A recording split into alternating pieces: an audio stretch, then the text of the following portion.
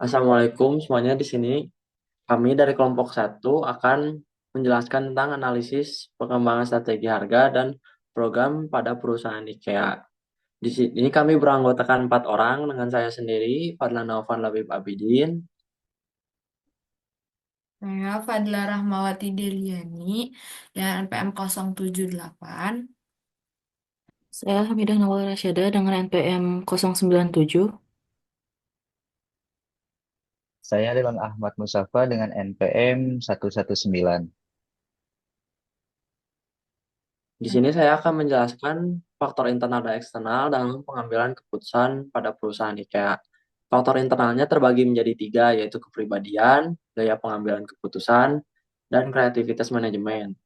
Kepribadian yaitu keputusan yang diambil dipengaruhi oleh faktor psikologis dan latar belakang sosial seseorang memainkan peranan dalam bentukan kepribadian yang bersangkutan dalam pengalaman dan dalam perjalanan hidup pun ikut berperan. Di sini tuh maksudnya tuh jadi kayak orang yang memiliki kewenangan dalam IKEA itu dapat memutuskan segala sesuatu gitu berdasarkan kepribadiannya. Jadi saat dia akan mengambil suatu keputusan, itu tuh akan berkaitan dengan kepribadiannya.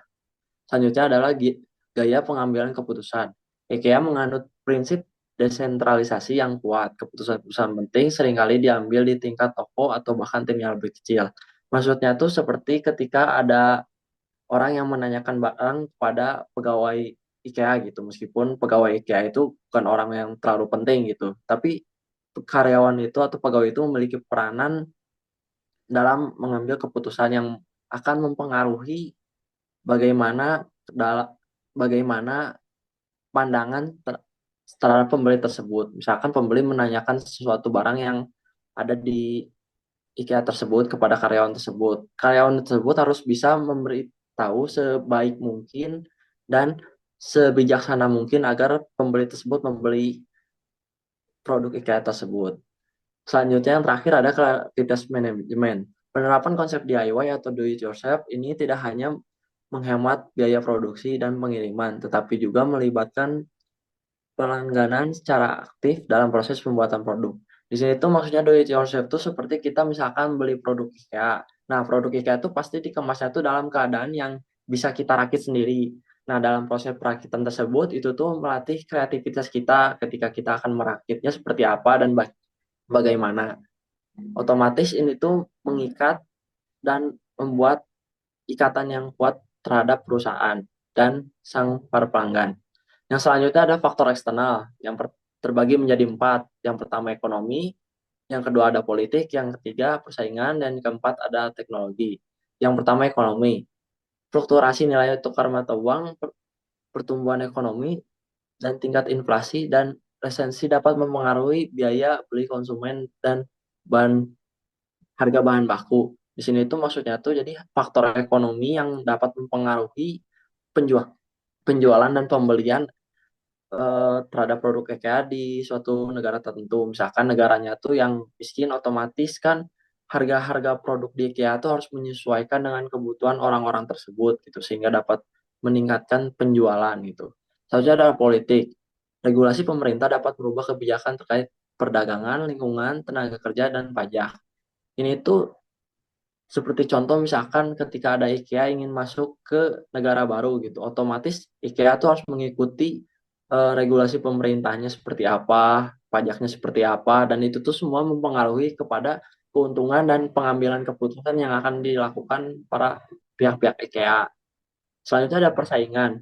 Munculnya pesaing baru dengan model bisnis yang inovatif dan dapat mengancam posisi IKEA. Maksudnya itu seperti ada perusahaan yang memproduksi atau merilis produk-produk yang serupa seperti dekor rumah. Ini tuh mempengaruhi tingkat keuntungan dan kerugian pada perusahaan IKEA sehingga IKEA harus cermat dalam mengambil keputusan. Yang terakhir ada teknologi. Perkembangan teknologi seperti e-commerce, artificial intelligence, dan big data dapat merubah cara IKEA berinteraksi dengan pelanggan. Salah satu contohnya adalah ketika IKEA menjual produk-produknya itu secara online. Otomatis produknya itu menjadi lebih terkenal dan lebih cepat perkembangan pesatnya. Sehingga orang-orang dapat membelinya itu secara online seperti di Tokopedia atau di Shopee. Kan sudah banyak produk-produk IKEA yang bertebaran. Oke, selanjutnya akan dijelaskan oleh teman saya. Nah, pada selanjutnya ada keunggulan kompetitif produk IKEA dalam strategi penetapan harga. Yang pertama ini ada efisiensi operasional. Jadi IKEA memanfaatkan desain flat pack yang memungkinkan produknya dikemas secara datar. Nah, hal ini dapat menghemat ruang penyimpanan dan juga dapat menghemat biaya transportasi. Selain itu, IKEA juga menerapkan konsep DIY. Jadi konsumen diajak untuk merakit sendiri produk mereka. Hal ini tidak hanya memberikan pengalaman interaktif kepada pelanggan, tetapi juga dapat mengurangi biaya tenaga kerja dari IKEA tersebut. Jadi pada pendekatan ini, IKEA memastikan dapat menawarkan harga yang lebih rendah dibandingkan kompetitornya. Yang kedua ada skala ekonomi. Dengan dengan skala operasional globalnya, IKEA memproduksi dalam jumlah besar yang memungkinkan mereka menurunkan biaya per unit. Jadi mereka tuh memiliki kekuatan untuk bernegosiasi dengan pemasok bahan baku di seluruh dunia, mendapatkan harga terbaik tanpa mengorbankan kualitasnya. Jadi ini adalah salah satu kekuatan skala ekonomi yang dimanfaatkan oleh IKEA secara maksimal. Selanjutnya ada strategi penetrasi pasar. Ketika memasuki pasar baru, IKEA menggunakan strategi harga penetrasi. Jadi mereka menetapkan harga yang lebih rendah dari pesaing untuk menarik perhatian konsumen. Nah, begitu pelanggan mulai mengenali value yang ditawarkan, mereka akan menjadi pelanggan setia. Strategi ini sangat efektif dalam membangun basis pelanggan yang besar dalam waktu yang singkat. Selanjutnya ada penetapan harga berbasis nilai. IKEA memahami bahwa harga bukan hanya tentang biaya produksi, tetapi juga tentang nilai yang akan dirasakan oleh pelanggan. Contohnya di kota-kota besar dengan ruangan yang terbatas, furnitur modular, dan hemat ruang dari IKEA menjadi solusi yang ideal. Harga yang mereka tetapkan mencerminkan relevansi produk terhadap kebutuhan spesifik pelanggan. Selanjutnya ada inovasi dalam rantai pasokan. IKEA adalah inovator dalam rantai pasokan dengan mendesain pabrik di sekitaran, mendesain pabrik dekat dengan sumber bahan baku dan menggunakan teknologi logistik yang canggih. Jadi mereka tuh mampu meminimalkan biaya di setiap tahapnya, dari tahap produksi hingga distribusi.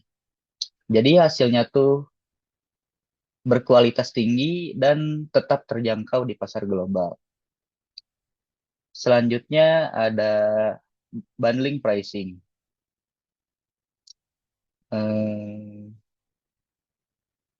IKEA memikat pelanggannya dengan bundling pricing. Misalnya, jika membeli satu set meja makan dan ataupun dengan kursi, pelanggan tersebut akan mendapatkan harga yang lebih terjangkau dibandingkan membeli satuan dari meja atau kursi itu. Pendekatan ini tidak hanya meningkatkan nilai pembelian, tetapi juga dapat mendorong konsumen untuk membeli produk yang lebih banyak.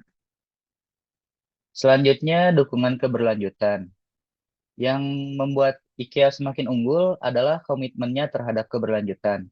Mereka memanfaatkan bahan daur ulang seperti plastik dari lautan dan memastikan bahwa semua kayu yang digunakan berasal dari sumber yang dikelola secara berkelanjutan. Dalam era di mana kesadaran lingkungan menjadi prioritas, IKEA tidak hanya mengikuti tren, tetapi menjadi pemimpin dalam perubahan. Nah, dengan strategi harga yang begitu menyeluruh, IKEA berhasil memposisikan dirinya sebagai merek yang tidak hanya kompetitif secara harga, tetapi juga relevan dengan kebutuhan modern pelanggan. Ini adalah bukti nyata bahwa inovasi, efisiensi, dan keberlanjutan dapat berjalan bersama untuk menciptakan nilai yang luar biasa. Jadi selanjutnya ada strategi penerapan harga pada IKEA. Jadi bagaimana sih strategi IKEA untuk penerapan harganya? Nah, IKEA itu menggunakan kombinasi beberapa strategi penerapan, di mana strategi penerapannya itu bertujuan untuk mencapai bisnisnya dan juga mendapatkan profit. Nah, kombinasi beberapa strategi ini terdiri dari yang pertama ada penetration pricing, yang kedua value based pricing, yang ketiga premium pricing atau khusus untuk produk yang spesial gitu. Nah, penetration pricing itu apa? Penetration pricing itu di mana IKEA itu menerapkan strategi harga pada harga yang relatif rendah ketika IKEA-nya itu membuka cabang baru gitu dalam satu kota ataupun satu negara. Nah, tujuannya untuk apa? Untuk menarik perhatian konsumen lokal dan juga meningkatkan volume penjualan pada awal pembukaan toko. Nah, strategi ini sering digunakan IKEA yang sudah saya tadi bilang di negara atau di kota yang memang belum ada toko IKEA-nya seperti itu. Terus juga biar apa? Biar semua orang tuh membeli barang murah dan barang murahnya itu berkualitas gitu, dan juga sebagai apa ya, promosi awal eh, untuk membentuk customer relationship-nya dan juga customer loyalty yang dibikin sama IKEA. Nah, yang kedua ada value based pricing. Jadi apa itu value based pricing? Value based pricing adalah harga suatu produk di IKEA yang berdasarkan pada nilai produknya, di mana strategi ini merupakan pendekatan utama yang digunakan oleh IKEA. Nah, harga produknya itu ditentukan berdasarkan nilai yang dirasakan oleh konsumen dibandingkan dengan manfaat ataupun eh, kualitas sebuah produknya.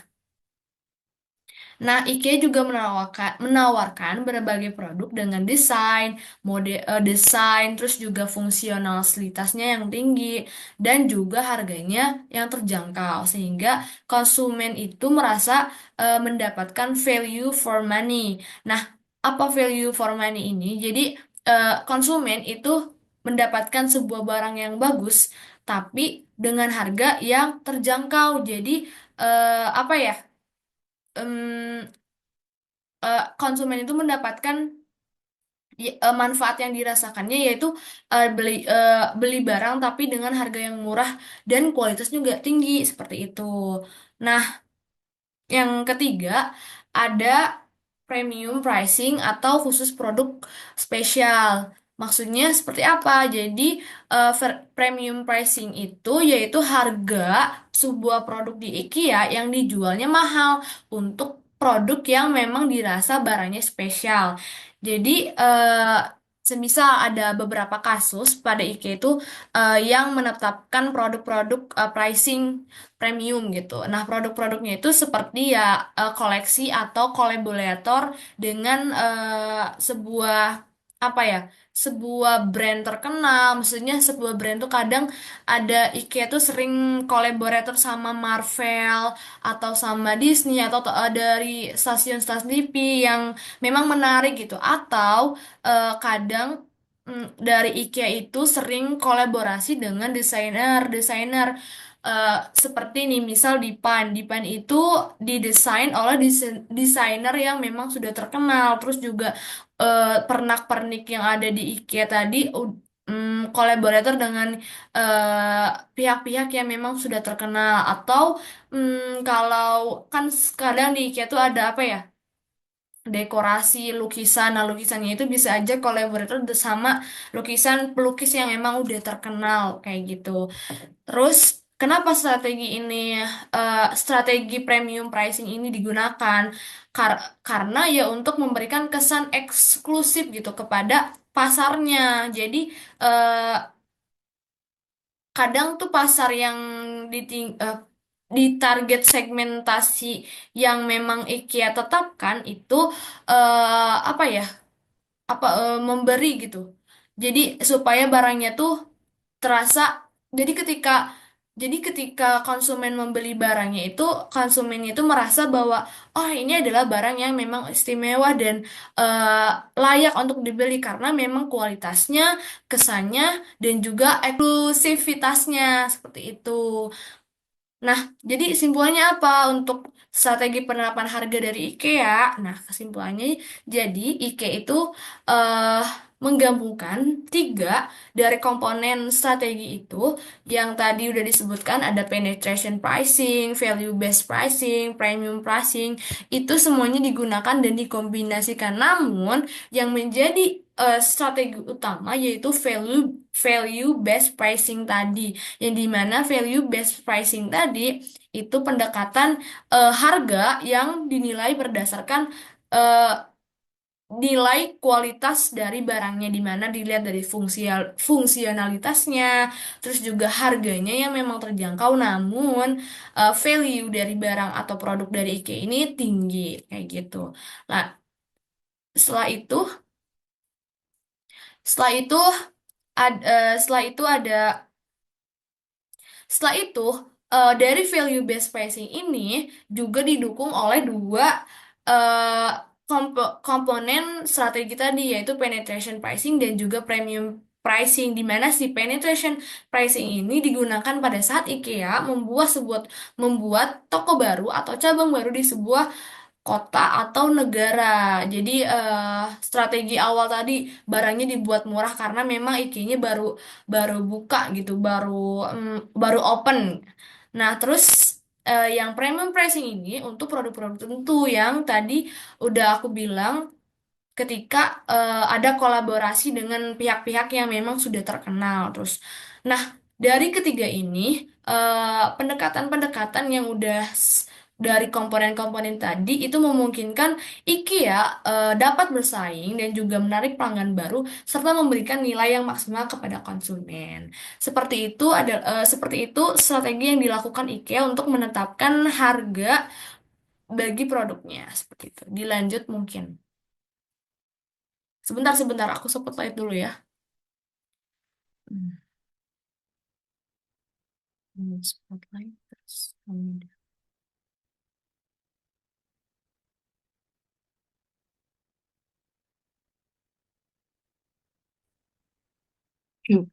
Nah, selanjutnya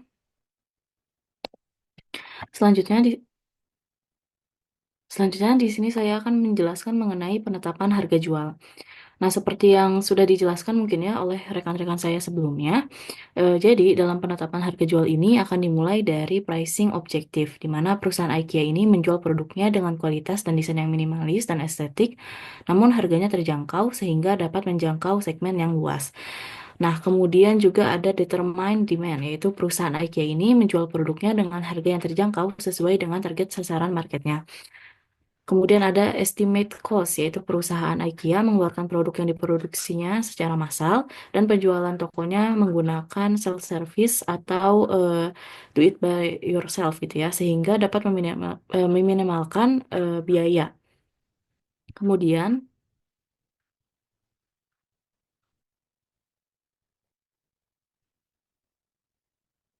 ada kompetitor analysis, yang dimana kompetitor analisis ini akan menentukan gitu ya menjadi pembeda antara perusahaan IKEA dengan kompetitornya seperti desain yang minimalis, yang estetik, harga yang terjangkau dan pengalaman yang sehingga akan menarik minat konsumen.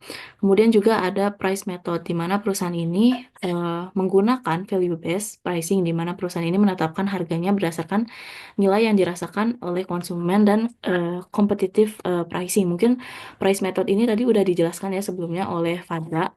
Selanjutnya, nah Di sini saya akan menjelaskan mengenai perbandingan harga jual produk antara perusahaan IKEA dengan perusahaan kompetitor. Nah, di sini itu diberikan sedikit pernyataan gitu ya bahwa perusahaan IKEA ini menawarkan produk dengan desain yang minimalis, estetik, dan kualitas yang baik dengan harga yang terjangkau. Selain itu, IKEA juga menampilkan produknya dengan unik dan menggambarkan produk jika ditempatkan jadi ditempatkan pada ruang yang tertentu sehingga produknya ini dapat dilihat lebih detail, tertangkap oleh mata. Kemudian hampir seluruh produk yang dijual ini menggunakan self service sehingga dapat menekan biaya. Sementara dari pihak kompetitor ini perusahaannya itu menawarkan produk dengan kualitas yang lebih baik, namun harga yang lebih mahal atau bahkan mengorbankan kualitas untuk harga yang terjangkau.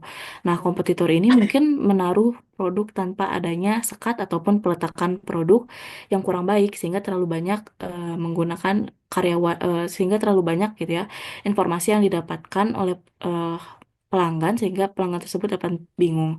Selain itu juga kompetitor tuh banyak menggunakan karyawan sehingga tidak dapat menekan biaya. Nah, kalau misalnya kita simpulkan gitu ya dari yang sebelumnya bahwa IKEA ini juga menggunakan strategi di mana strateginya ini seperti price ensuring di mana IKEA ini menampilkan produk-produk mahal terlebih dahulu, kemudian baru ditampilkan produk yang murah sehingga secara psikologinya itu pada pelanggan ini akan merasa bahwa produk yang ditampilkan selanjutnya yaitu yang produk-produk murah ini itu berkesan menguntungkan gitu. Kemudian juga IKEA ini menggunakan decoy effect. Misalnya ada 3 pilihan dari yang harganya murah, kemudian harganya sedang, dan juga harganya mahal. Misalnya perbedaannya pada kualitas misalnya. Kualitas yang pertama ini desainnya kecil misalnya dan minimalis. Terus yang kedua misalnya desainnya ini mungkin lebih premium tapi kualitasnya lebih baik untuk yang harganya paling mahal. Nah, decoy effect ini memungkinkan pelanggan untuk memilih antara yang harganya paling mahal atau paling murah. Mungkin sekian dari kelompok kami. Mohon maaf apabila ada kesalahan. Wassalamualaikum warahmatullahi wabarakatuh.